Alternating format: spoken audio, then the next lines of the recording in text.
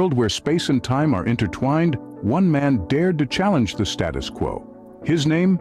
Dayton Miller. His weapon of choice, a flute. But not just any flute. This instrument held the power to unleash the ether, a pervasive medium once thought to fill the universe. Miller, a physicist by trade, a musician at heart, discovered a harmonic resonance within the ether.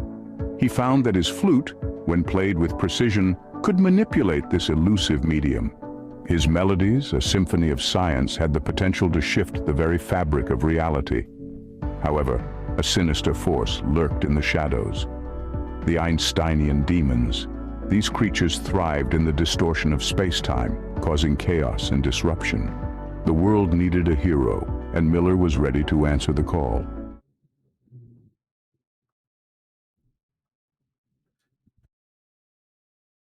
All right, hello and welcome, lads and ladettes, to Aether Round Table 108. Tonight, I'm going to be giving a presentation on al-Biruni and the radius that never was. So we'll go ahead and look at the historical narrative of al-Biruni, what it is that it's said that he accomplished, and how he did it. And then we're going to make some additional assertions based off of the same exact observation. All right, here we go. So who was al-Biruni? In the years 973 to 1050, he was a Persian polymath who traveled the lands, made many discoveries in mathematics, science, geology, geography, medicine, politics, philosophy. He was one of those, just well-rounded in one of those. Yeah, just one of those, just well-rounded in literally everything. Has a lot of incredible things attributed to him, but primarily what we're going to be interested in is his astronomical feats and something he did using trigonometry. So one of the things that he did was he used Ptolemy's Geographia book and confirmed 600 locations using that coordinate system, and a book called The Determination of Coordinates Between Cities. So he basically used that coordinate system to map out a bunch of stuff in the Middle East over several different countries. So that's some of the primary stuff that he's attributed with, but he's also attributed with calculating Earth's radius using a method that was the first of its kind. So we'll get into what that means. So he's accredited with writing about 155 pieces of work, and about 120 of those are still surviving. You can find translations of the works, and some of the stuff is missing, etc., and whatever. But there is primary source material that was translated from this guy. Oh, another thing he did was he was really proficient in languages, of course. So he translated a bunch of stuff from Arabic and Greek into Sanskrit. So it's pretty cool. But anyway, you can find translations of his works, primary source stuff. So and then the identification of the coordinates using the Geographia. So different terrestrial features, cities, islands, peninsulas, mountains, etc., all mapped out with the geodesic coordinate system provided to us by Petals using the two-sphere model. Very nice. So here's what we're going to be looking at here. This is where al-Biruni, the peak of the mountain that he did his observation from. So here's what this looks like here. This was over in India. So how'd he get up there? Ooh, climbed it. Someone just built it in the middle of nowhere, huh? It was also a mountain climber. Grabbed his gear, just scaled it. Are you sure he didn't make an elevator using basic trig with in a slingshot or something? So he actually invented the pulley, and then he pulleyed himself up. He self-pulleyed himself all the way to the top effortlessly. No, he flew on one of the Vimanas, remember? But guys, why didn't he set up at the top of the hill right behind it? Because it's way higher and you could see better up there. Why? Oh, well, several reasons for that, Stone. He only calculated the peak of where he was going to go and climb to, I guess. So we'll cover that here in a second. But here's just some topographical features of the landscape for which he went and did his observation.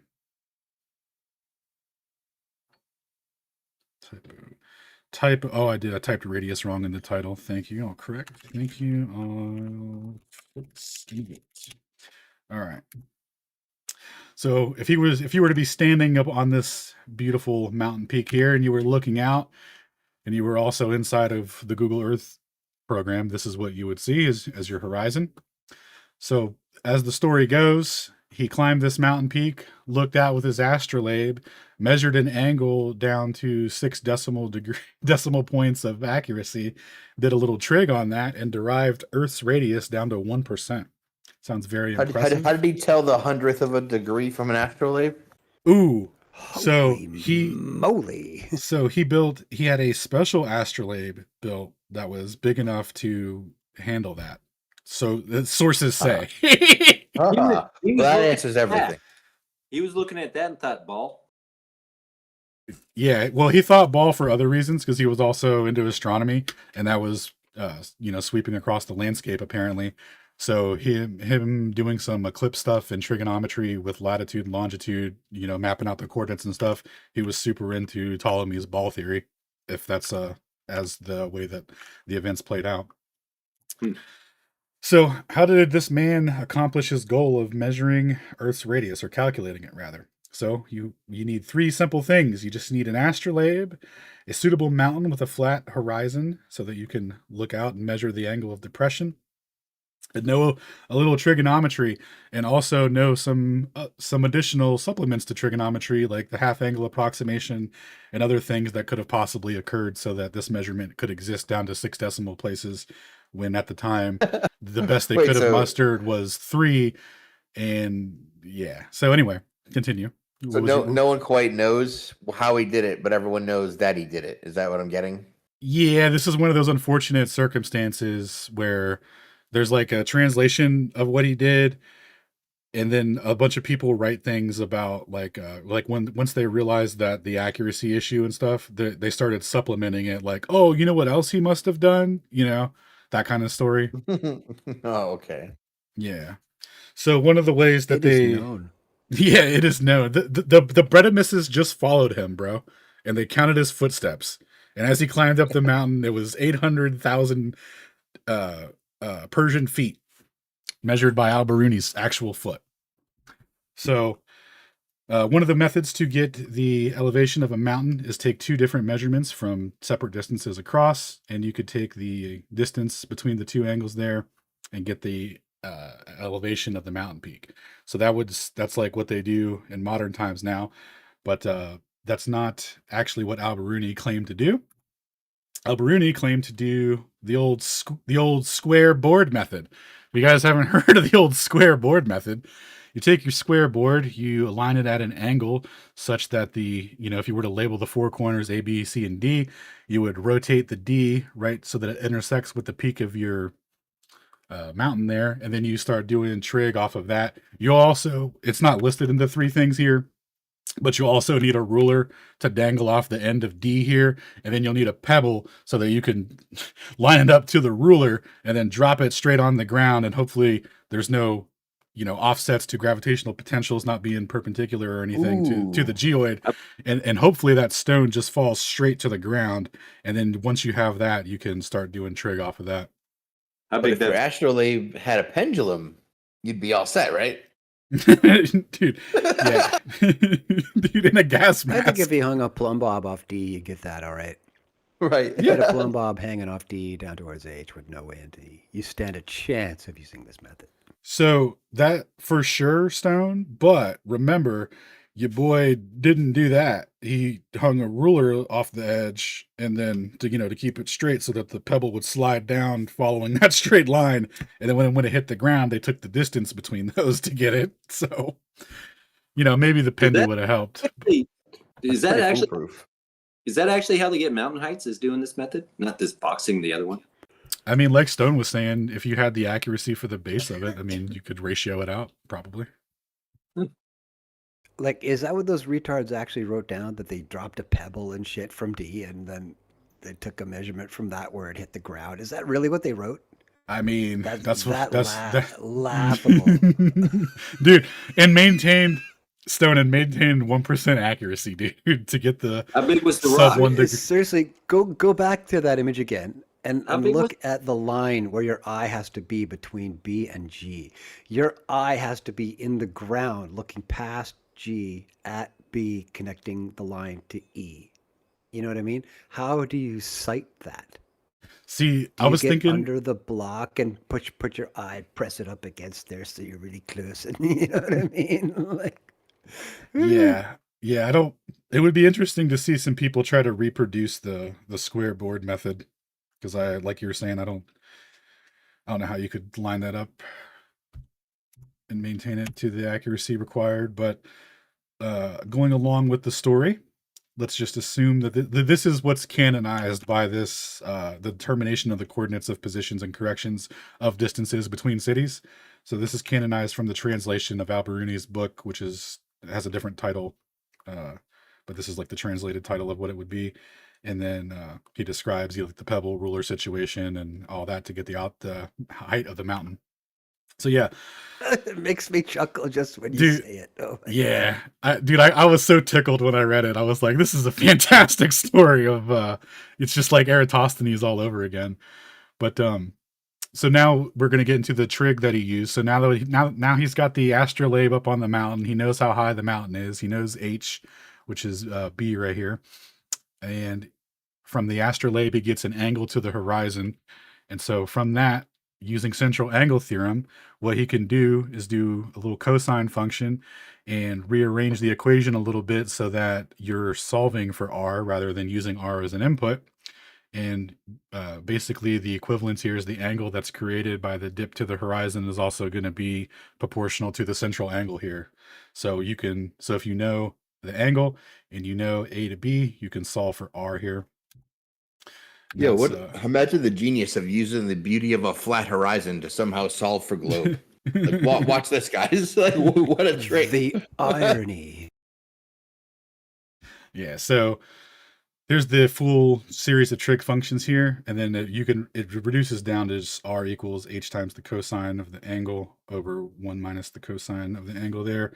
And that gives, okay. Also, does anyone know how do you process a cosine function without a calculator in the year 1030 or whenever this was going down? Ooh, You got rocks. Charts and slide rulers. Yeah, so they had I got you, bro. Al-Biruni was very familiar with the use of trigonometric tables. So presumably they already had it calculated out, and then they would just reference those, right? Like a cuneiform unit circle somewhere where everyone just like knew what they're like. Okay, all right, I'll buy that. Yeah, I mean, dude, Al-Biruni was the man. He measured what it came out to be 12,803,000 cubits. Which but then maybe that 8-step formula makes sense or whatever. Maybe it's contextually relevant. Okay. Yeah, so keep in mind this was measured in cubits, and then it's also within 1% of the accepted value of 25,000 miles.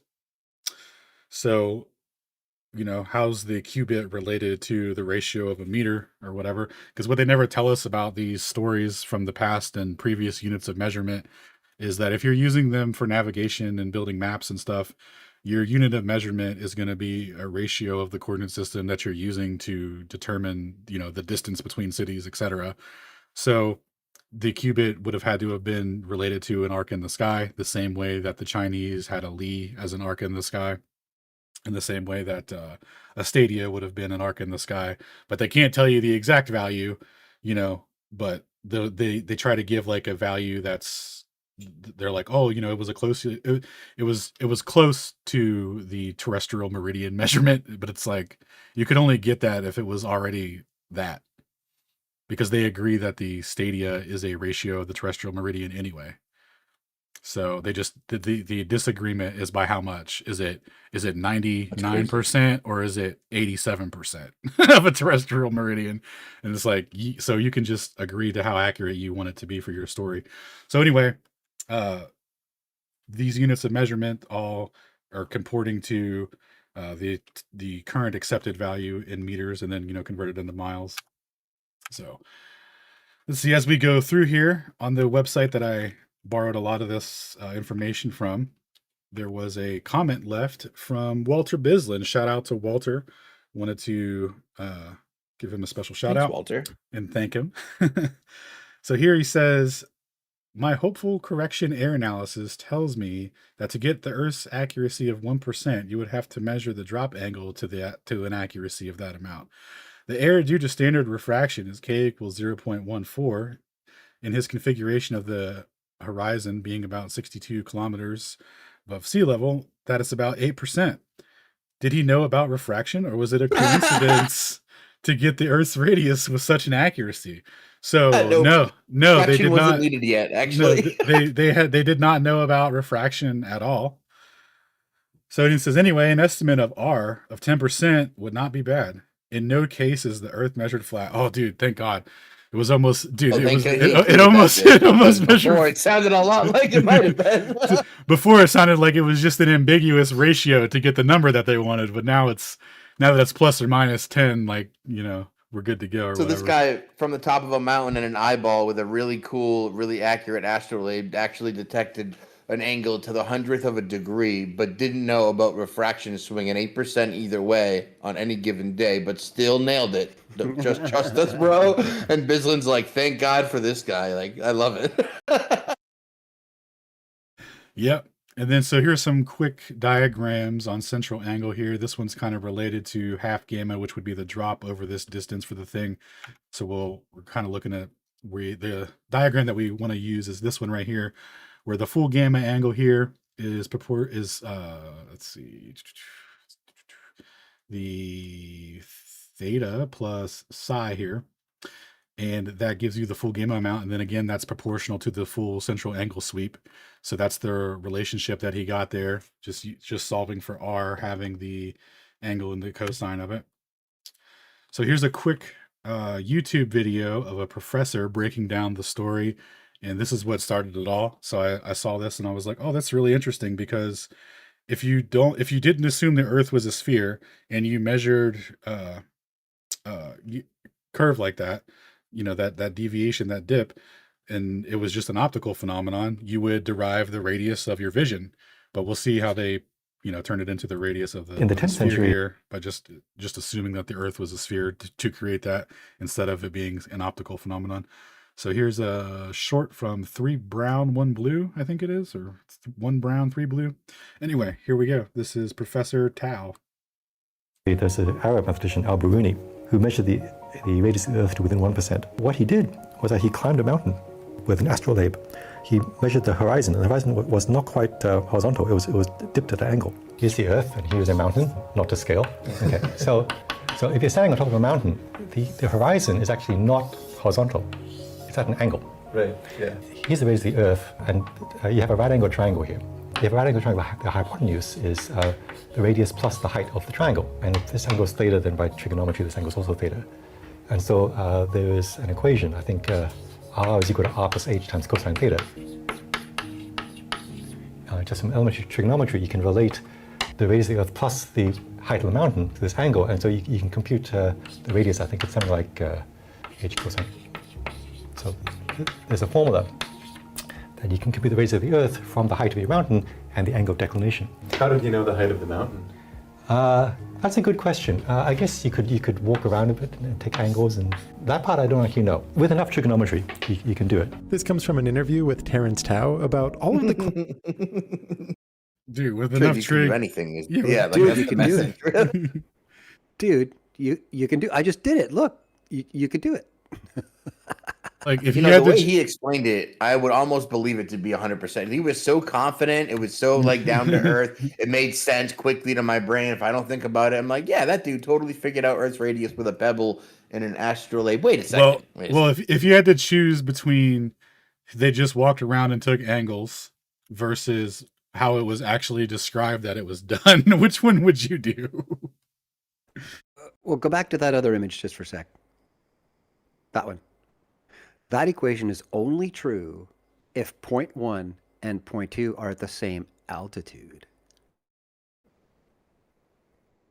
You mean what the flat line means? The elevation of the... I got you. Oh. Mm-hmm. Oh. Dude. Stone, for real? That's hilarious. For real, dude. That's only true. This equation is only true Dude. If elevation 0.1 and elevation 0.2 are the same. You know how they claim to measure like mountains in India and stuff, right? They basically say they walked around at different distances.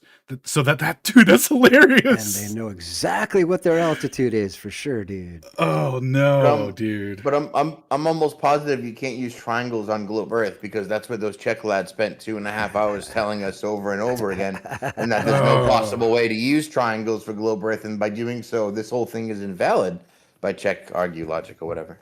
Oh no, dude, that's amazing. It's only valid if they're all on the same elevation. GG. Yeah, dude, they would go miles. They would go multiple miles apart to get it because you need, the further and more data points you. Dude, that is fantastic, Stone. You're the man. That's hilarious.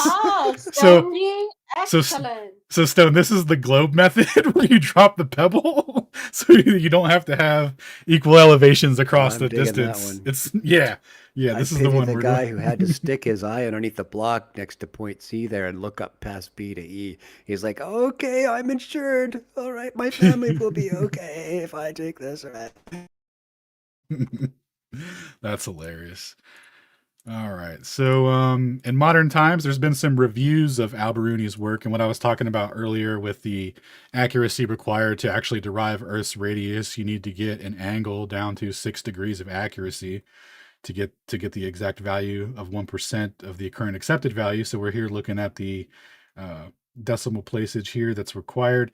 And now this guy was saying, oops, I didn't cite that one.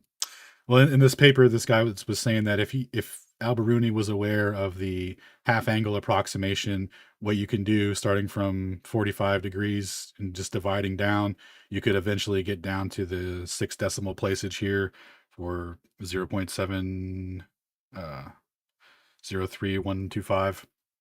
And that's the number that was required to get them to 6,368 kilometers. Nothing for one of those guys. And one of those guys can do anything. And keep in mind, no refraction correction, 8%, which gives an 8% error, and then they needed 1% for the measurement to even give the possibility of deriving something that's 1% of the accepted value. And then on top of that, there's the issue of contrast reduction, which was pointed out in a previous presentation that I went through regarding the terminology of incoherent photon scattering, which is essentially the reverse of refraction. So if refraction coherently scatters photons such that it preserves the image and lifts it up, etc., incoherent would be the loss of information. And what that looks like is, when you're looking out at distant mountain peaks that are distant from one another, you'll notice that one of the peaks is brighter than the other one, and then the one that's further away looks like it's got a dim layer over it. So that's what and what the cause of that is that the air in between you and the mountain is causing the scattering of light, and that light isn't reaching your eye, so it's not as bright for you. So they call that contrast reduction.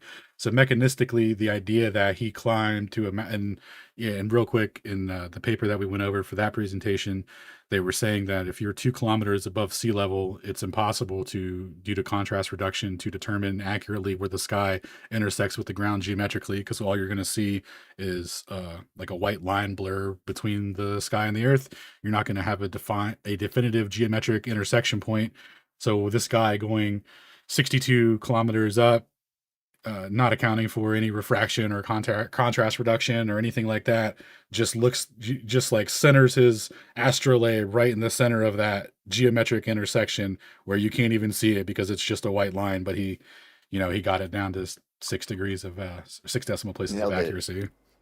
Nailed it by accident, as Bislin said. All this lands squarely in the lap of those who worship at the altar of the golden theodolite. Yeah. Hey, Alan. What's up? So we know the exact answer he got, but this is saying we don't know his inputs or the equation he used to solve it. Yeah, I think we're speculating. I think we said that. Like at the beginning, it's like, so here's the story. Nobody knows how he did it, but everyone knows that he did it. And so but they know the exact number he got for the answer. That doesn't make sense. Yep, that's how we started. Yeah. He had a pocket full of rocks, so we know that. Yeah, there were pebbles and a ruler involved. And now we're just, I think they've over time, they put forth the most scientifically based reasoning as to how he could have done it. I think that's where we're at. That's what we got right here. But yeah, essentially. So the big takeaway from this is that qubits / the mill is an unknown length, but there's a scholarly gentleman's agreement that whenever they're discussing it, they're always discussing it in terms of the units being a ratio of a terrestrial meridian, but they just disagree on how much of a terrestrial meridian it was. Same thing for the stadia, just requires a scholarly gentleman's agreement on the ratio of a terrestrial meridian. And then the Li, which the Chinese used and defined as an arc in the sky for their mapping and units of measurement and whatnot. So what they say now is that because the Chinese were actually using the same celestial sphere that is used now, they say that the Li is half of a meter. So anything calculated by the Chinese back then is automatically half off. It's just they're half wrong no matter what. So everyone got together and agreed that the Chinese are that the Chinese that circumnavigated the South before anyone else did it. They did it by being half wrong about the whole thing. Just insane. It's like the importance of this, of making it half wrong, is like they don't want you to know that you using a unit of measurement that's a part of the coordinate system that you're using is always going to be internally consistent. So defining the Earth in terms of its 25,000 miles of circumference or what have you, all of that is just predicated on trying to make that a physical, meaningful thing that exists as like an external measurement that confirms the shape of the Earth. That's why they went through the trouble. Well, it's partially why they went through the trouble of redefining the length of a meter in the 80s to being equivalent to a certain wavelength of light at a certain temperature, and then also defining a second as an oscillation of a cesium atom. So, like, relating those two makes it seem like it's we've independently verified it now, but the speed of light over 1 second in inches, you can ratio that into meters and it comes out to be the exact same thing. So it's never not been anything different than a ratio of an arc in the sky. And it's just, you just can't let people realize that.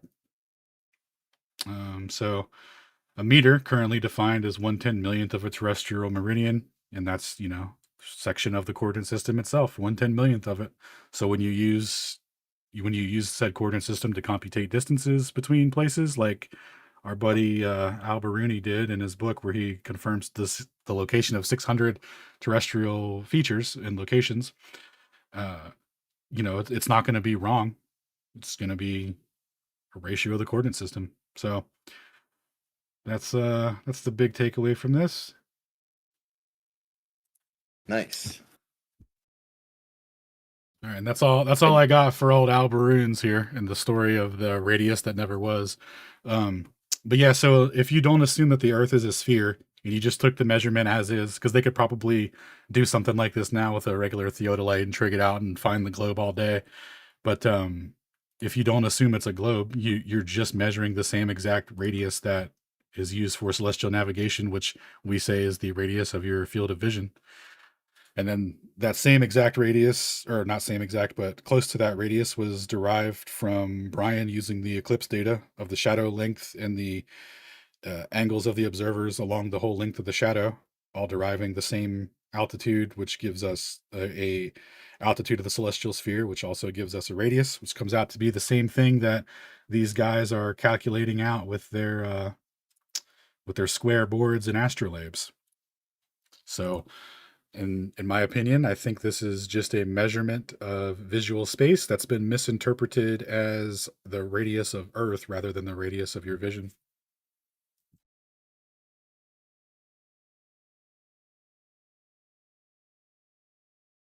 Any Didn't thoughts? Gauss do something similar? Yeah, so let me quote from the historical archives here. Gauss measured the difference in elevation between mountain peaks and found that they were not different from zero. Like the difference in elevation. Elevation, yes. Okay. Yeah. So, in other words, he measured no drop over distance, but somehow also calculated the globe right out of that, dude. That's a really good trick that they can do, right? Like, hey, see how flat this is? Watch me take this measure of flatness and I'm gonna round to the globe. You see this formula? Well, if I invent a radius and I force it and then I just change these terms around, boom, globes. Did you guys see that? It's crazy, dude. They're really good at it. It's a very common trick they use. It's still mystifying to me. I'm still impressed.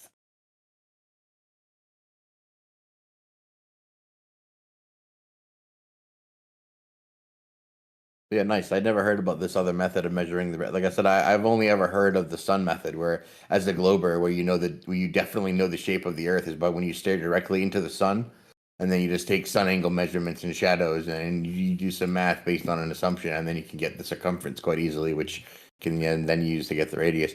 I had only peripherally heard of this story, and I kind of think I laughed at it, and I never really knew about it, but now we have ammo to, of course, address directly this claim of Earth radius measurement. So thank you, Alan. Yeah. Yeah, one of my favorite breakdowns was when you were going over the Eratosthenes one, and it's entirely dependent on knowing the exact distance between Syene and Alexandria, and then the only way that you could make that be the accepted value now is by making the stadia a ratio of the terrestrial meridian, and then just like being mystified that it all worked out to be exactly what they say it is now, using a different unit of measurement that's also a ratio of the terrestrial meridian. So yeah, like when you magic. like when you see that level of the trick, it's just, it's like, oh, so you can definitely measure that, but it's like the assumptions baked into it and the output of it, like, is that physically meaningful? Because we could definitely calculate some stuff, but is it physically meaningful? Is the question? Yeah. Or where does it is? apply? Rather, what's up?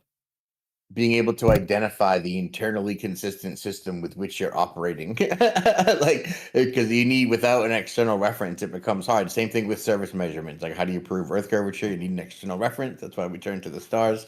So I think that you just accept like the internal model that you start with, and I think it's hard for anyone to kind of think outside of that.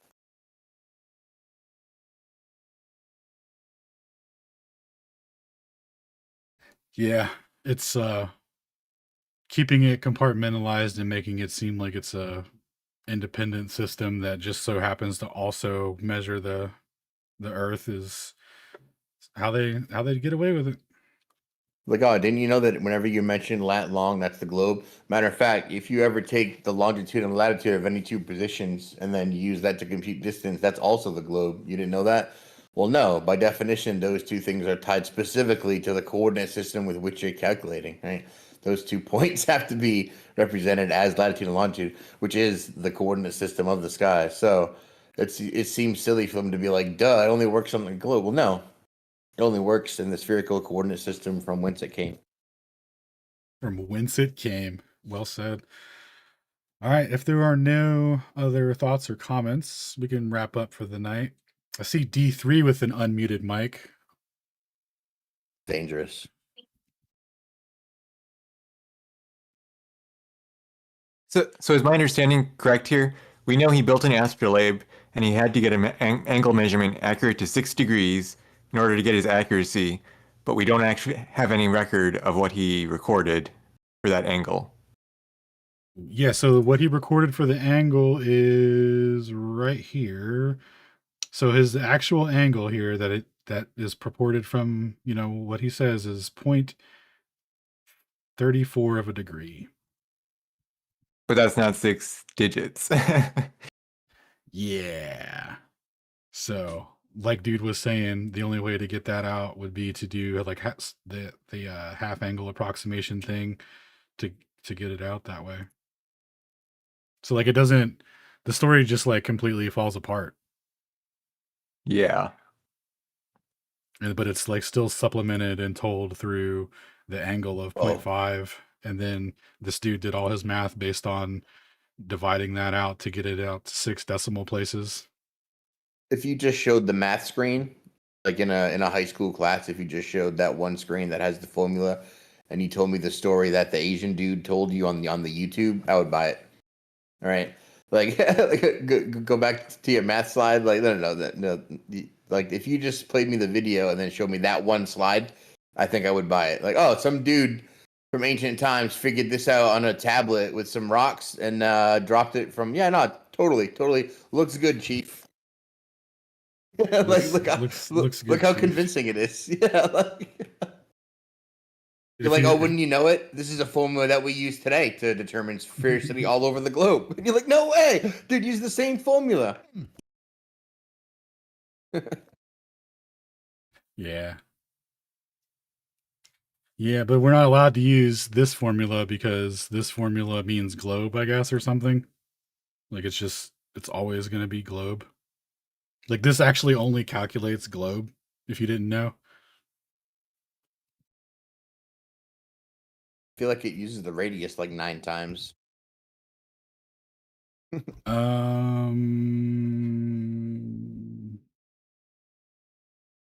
If you knew the radius, you could, yeah. And they figured this all out without even knowing about refraction at the time, huh? Yeah. Dude, nailed it. Like, just pocket shot, like, from the hip, nailed it within, 8%. And then within 8%. And then magically, we all learn about refraction. It turned out to be the exact same freaking thing, man. Does this guy have a statue? He should have. Yeah, that's how we know what he looks like, bro. Just like Eratosthenes and Plato and all them people, we know exactly what they look like because of their statue. Getting all the variables all wrong and everything like that, but nailing it, and it pans out. 2,500 years. I love this guy. This guy's awesome.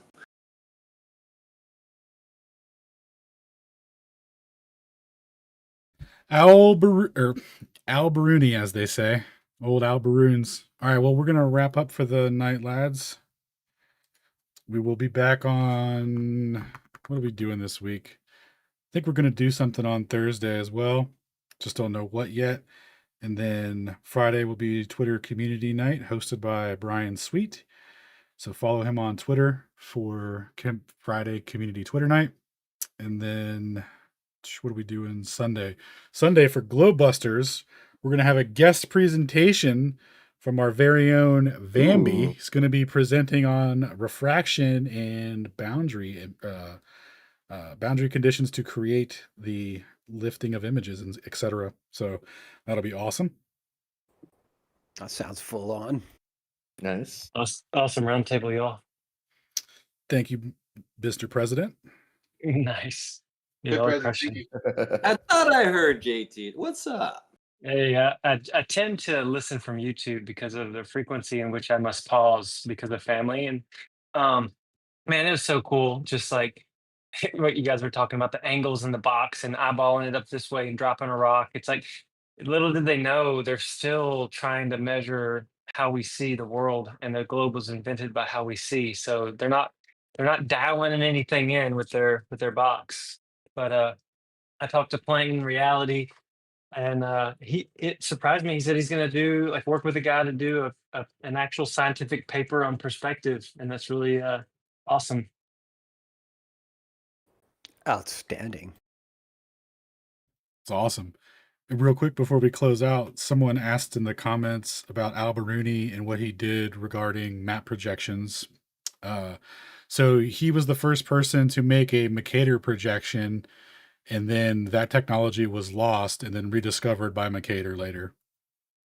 I didn't know that. Yeah, he was super. Makes total sense. He was super into stereographic projections and all of that, and then, like I said, that technology was lost, and then it was rediscovered by Mercator. See you later, Mercator. All right. Well, see you guys.